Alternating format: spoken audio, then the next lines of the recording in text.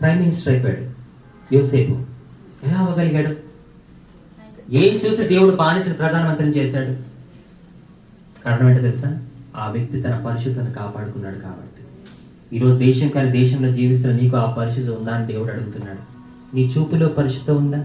నీ ఆలోచనలో పరిశుద్ధత ఉందా? నీ నడవడికలో పరిశుద్ధత ఉందా? నీ ప్రవర్తనలో పరిశుద్ధత ఉందా అని చెప్పి దేవుడు ప్రశ్నిస్తున్నాడు. నా ప్రియ సహోదరి సహోదరుడు, ఈరోజు దేశం కానీ దేశంలో కూడా నువ్వు ఇంత కష్టపడుతున్నావు, అనుకున్న జరగట్లేదు అంటే నీలో పరిశుద్ధత లేదు. దేవుడి మధ్యాహ్న కాల సమయంలో నీ అందాన్ని కోరుకోవట్లేదు. నువ్వు అనుకుంటున్నావేమో నేను చాలా హ్యాండ్సమ్, నేను చాలా బ్యూటిఫుల్ అనుకుంటున్నావేమో. ఎప్పుడు 16 కాదు 66 కూడా వస్తుంది. జాగ్రత్త, చాలా జాగ్రత్తగా ఉండాలి. అందము ఎలాంటిదంట? మోసకరమైనది. నేను చాలా హ్యాండ్సమ్ గా ఉన్నాను, బ్యూటిఫుల్ గా ఉన్నాను అనుకుంటున్నావేమో, అది కొంతకాలమే, అది మోసకరమైనది. దేవుడు నీ అందాన్ని కోరుకోవట్లా, నీ జ్ఞానాన్ని కోరుకోవట్లా, నీ ఆస్తిపాస్తులు కోరుకోవట్లా, నీ ఎడ్యుకేషన్ కోరుకోవట్లా, నీ తెలివితేటలు కోరుకోవట్లేదు. దేవుడు నీ నుంచి కోరుకునేది పరిశుద్ధత. ఆ పరిశుద్ధ